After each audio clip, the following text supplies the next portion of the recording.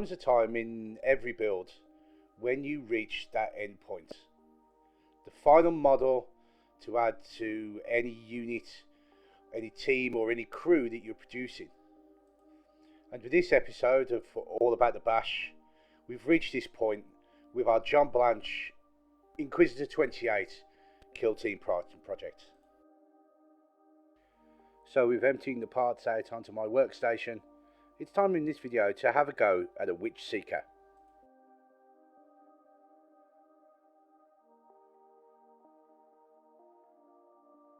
Now this build is going to work off a number of the kits that we've been using throughout this series of videos, namely our House de Lac from Necromunda, combined with the AdMech parts that we've been using to create other members of this kill team. I've chosen to keep this one to last because although it's probably the most straightforward kit bash that I've done with very little conversion involved, it has made use of other processes that I've been introducing you to as I've moved through these videos. Now, I didn't want to subject you to countless minutes of watching me file and remove mold lines, sort of stuff that you've been seeing in the other videos. So the majority of these parts have been pre-cleaned and pre-prepared in advance to make the video as short as possible. Now I will be moving between adhesives, whether it's plastic glue or whether it's super glue. And basically the only reason behind this is to adjust for the speed that I want to be able to use in this video. Maybe about some parts that if I did use plastic glue, I'd have to be holding them up for a more required amount of time until the glue started to cure. So there's no reason why you can't use one adhesive over another as you move through these builds. Now obviously you've got the joy with the plastic glue actually causing the plastic itself to melt and fuse together, that you can use this plastic glue as a bit of a gap filler in these multi-part body models.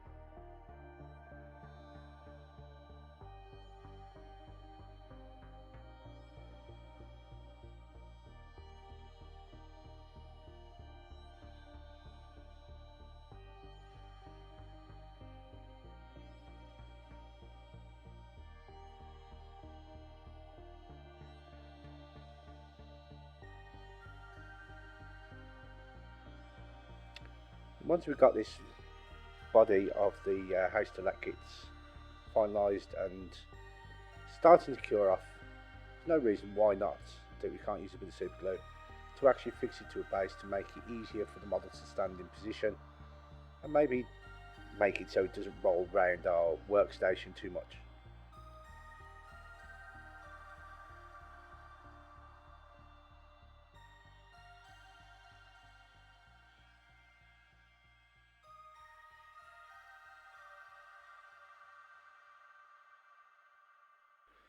Now it's time to attach the arms to our model, and as with previous models in this series, I'm going to be attaching the AdMech arms to the de Lac bodies. Now you remember that when we did the Black Priest video, we had a look about the shoulder armour that come on the AdMech models actually not really being able to tie into those of the House de Lac. So what we're going to have to do is remove that upper armour to allow the arm to seat properly on our model. And to do that, it's just a case of getting our flat-sided cutters out, removing small bits of material, and then using whatever filing medium that we're going to use, round it up until we're happy that it sits in the required position on the model.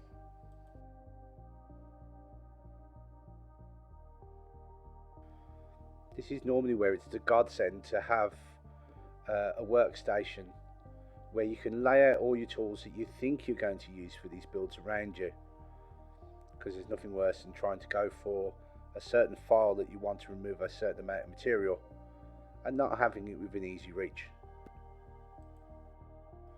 Now, I was lucky enough to remove the material I wanted on this first try, but it's always worthwhile removing a small amount of material at a time and then test fitting as often as possible. Now, at the wrist on these AdMech arms, there's a small nub which, when paired with hands and weapons from the AdMech kit, let you correctly seat them into some positions. So for both these arms, I'm not going to be using any hands from the AdMech kit, so I just wanted to make sure that I remove and file smooth these points now before the arms are fitted into position.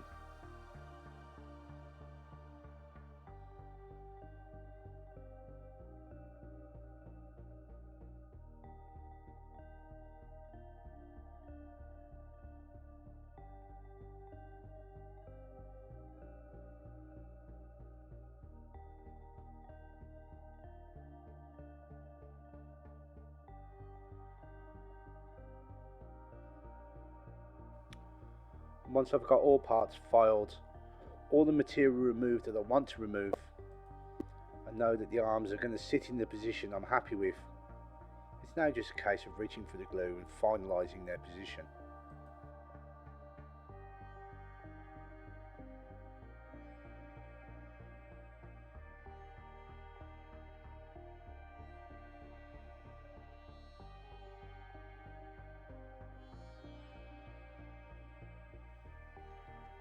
Now, the hand I'm going to use on this side is from the House de Lac kit.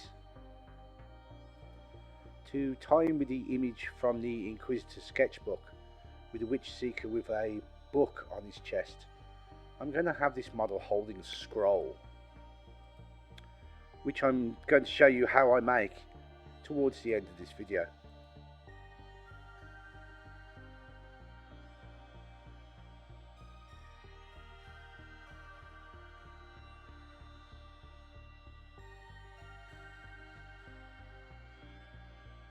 So now, happy with this arm, it's just a case of repeating the process to the now other side of the model. Again, fixing one of these AdMech arms onto the Lac body with the same process as what we've used in the first half of this video.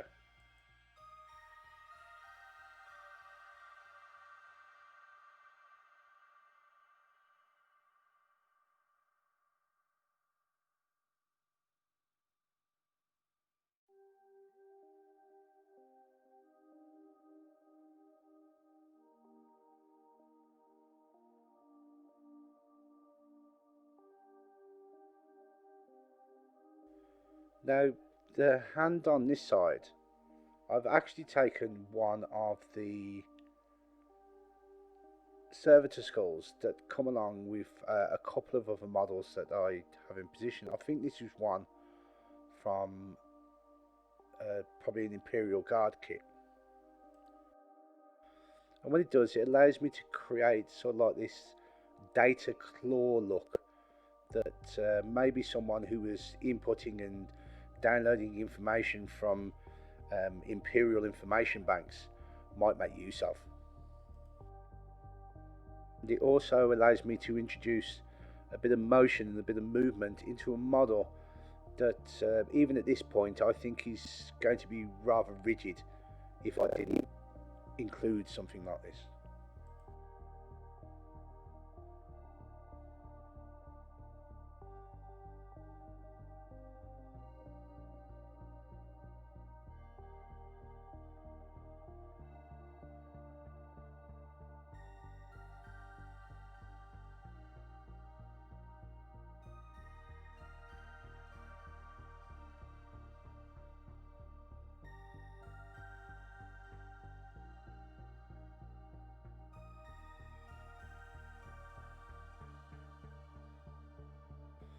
Now, when I used this type of body setup before, I noticed that there was a bit of hosing that run down from a breather or something that was up by the mouth that wasn't quite finished off. Now, during the Black Priest build, I had the idea of removing one of these exhaust hoses from the AdMech backpacks. So, because wanting to tie all these models together with a coherency, even little attachments like this that are on multiple models can bring that unit together. And not wanting to waste any parts, I'm actually going to make use of the AdMech backpack. And this is where the servo skull that's going to be accompanying my Witch Seeker is going to get his battery or energy pack from. So with this, it's just a case of me really using my pin vise to allow me to make use of one of these mechanical tentacles like I did in the very first video in this series. Now, I'd always advise when working with this cable, when you're cutting it down, is always use a pair of wire cutters rather than probably your more expensive flat bladed cutters, as the copper material is sometimes a lot harder than the plastic you normally deal with, and all you're going to end up is putting little chips and dinks in the cutting blades.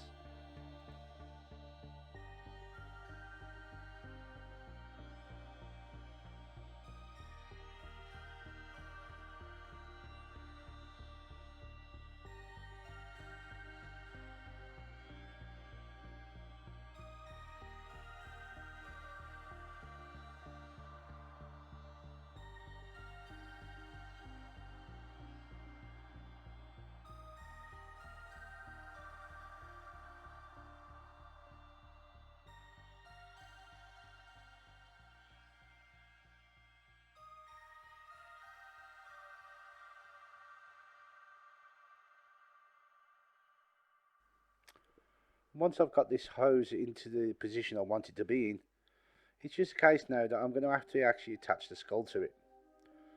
Now, it's this part of the build where this is the only part that's not available from GW. And what I'm going to be using is a resin techno skull that's been supplied from a third-party manufacturer, namely in this case I believe Cromlech.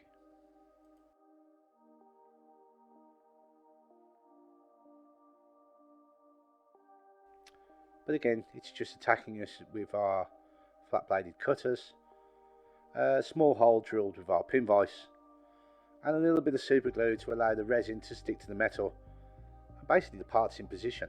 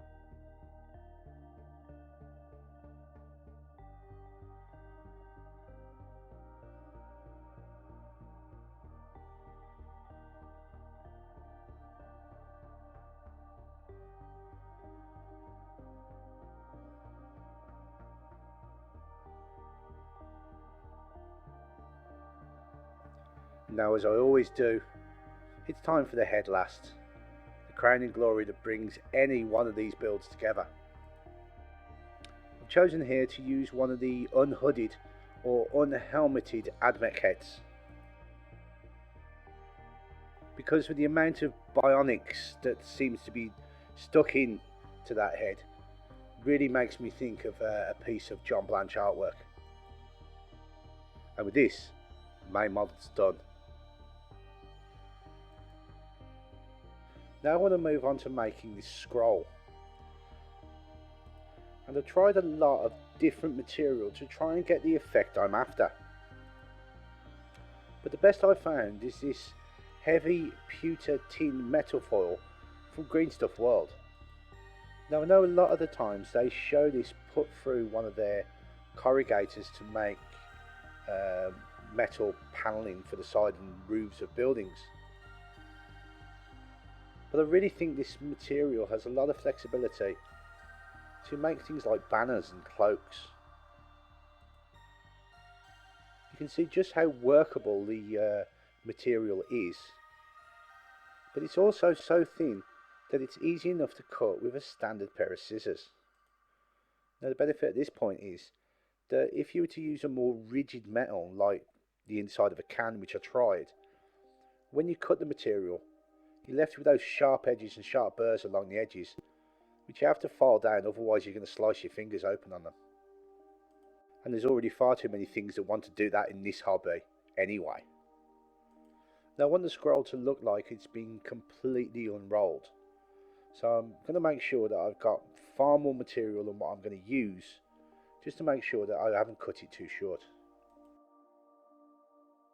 Now to make the rolled edges of the scroll itself, I'm going to use a needle and just use it to get the initial coil in my scroll to allow me to roll it up a couple of times to make what I think is an effective looking end to a scroll. Now it's obviously at this point where you can adjust how big your scroll is going to be, because if you just want a tighter scroll or a smaller one, you just use a smaller needle for that initial roll up. And then once I can place it into hand, what I've done is just cut it a few little millimeters longer, just to allow me to put another roll at the bottom.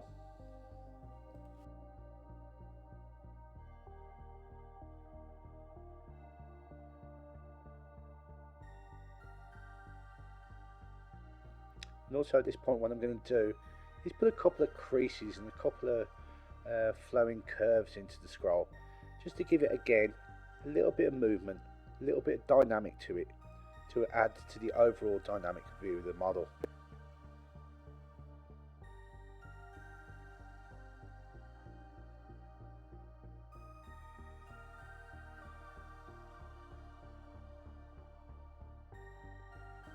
Once I'm happy with the overall length and positioning of the scroll itself, it's just a case now of gluing it into position.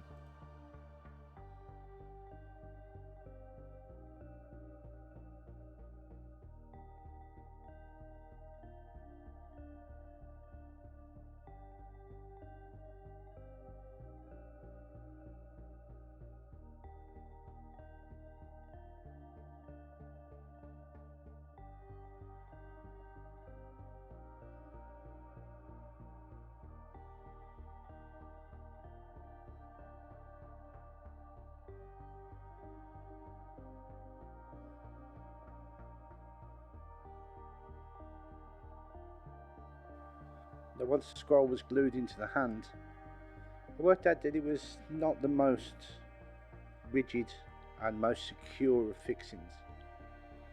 So what I did with the scroll is just make a second attachment between the scroll and the model, a little bit lower down on the body.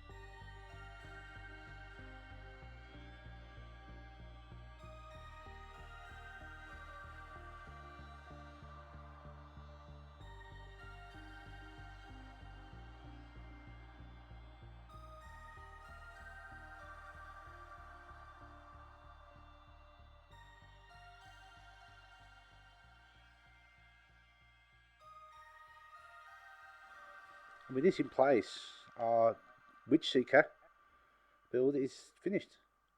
So now it's just chance. We need to have a look about getting some paint on this guy.